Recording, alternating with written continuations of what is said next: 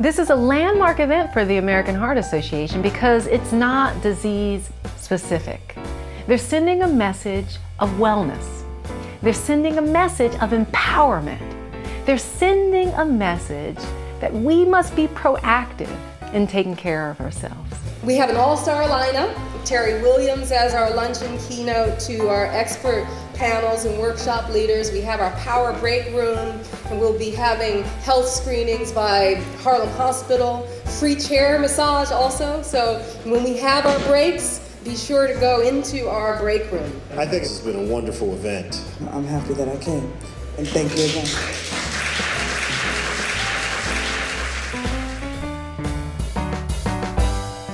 Today is a new day, and we are newly awakened in it. So please look to your colleague on your right and say, "This is your day." This is your day. And now look to your colleague on your left and say, "This is our day." This is our day. And now together say, "I am powerful." I am powerful. And say to your neighbor, "You are the power." You are the power. How does that feel?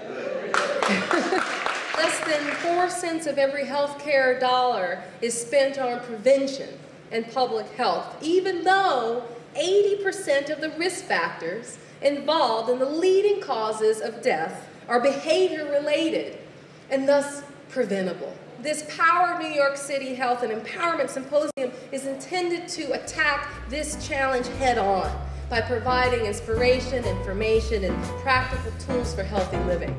Repeat after me. Now is the time. Now is the time. I am ready to receive. I am ready to receive. We must be proactive in taking care of ourselves, from what we eat to how we move or how much we move to how we take care of our mental state of being. I feel that it has to start with you taking control of your body, because it's the whole person. It's not just the heart that's being affected or the disease that is in your body. I'm more so in the line of prevention of disease. So imagine that you have a kitchen sink, right, that you're throwing chicken fat down, right? I mean, I have to give you the analogy. Who's had that chicken fat? I have to use that analogy. And eventually it clogs up. And what happens? Everything backs up, nothing can flow through. Essentially, that's what happens with the organs. If it happens with the heart, that's a heart attack. If it happens with the brain, it's a brain attack or a stroke. We're overfed and undernourished. We're the most undernourished, toxic population on the planet. Food is a major cause for many of these diseases, and it's also the cure. You need to have proportionate meals per day, small, regular meals, as opposed to binging on one huge meal. When you skip meals, when you eat again, your body's going to hold on to that food that you've eaten, and it's going to lay down as fat. What about breakfast? Breakfast is very important. It's the most important meal of the day. When you're exercising, your heart rate needs to go up. If somebody was supposed to call you up on your cell phone and you're trying to have a conversation with them, you should be a little breathless. Not to the point where you're wheezing or anything like that, but you should feel a little uncomfortable, like your heart rate is going up. You know, the key with health is relationships. Relationship to food, to your environment. Just to give somebody a drug, for whatever, it's just not going to work. It's a whole mentality, and that's a public health problem. And it has to be healed in that context. And it has to be healed by folks that are aware and accept that's an actual reality. I'll stop there. There was a piece in the New York Times not too long ago, specifically about Black Americans who are checking out earlier because of heart failure. Dying because of the stress in our lives that we will not release. So it's the diabetes, it's the strokes, it's the heart attack, it's everything, the cancer, everything that ails us. So much of it can be traced back to not releasing our stuff. And because of the stigma in our community, we would rather tell somebody we got a relative in jail or on drugs before we would speak about our mental health. There's no safe place for you to go and just take your mask off. It just doesn't happen unless you create it. So you could do it at work, in the church, in in schools, or you know what I'm saying? I think it has to begin with us, that we have to share ourselves with one another. It's a start. And maybe forming groups to go walking together, or yoga class, or something to take the edge off. Do you know what I mean? How was that?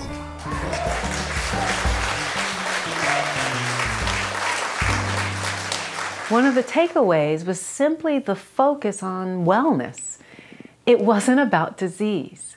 It was about living a healthy life, getting the tools for eating better, or reducing stress, or simply being a good health consumer. And so all the diseases that I showed, we can prevent them, and we can treat them with good nutrition.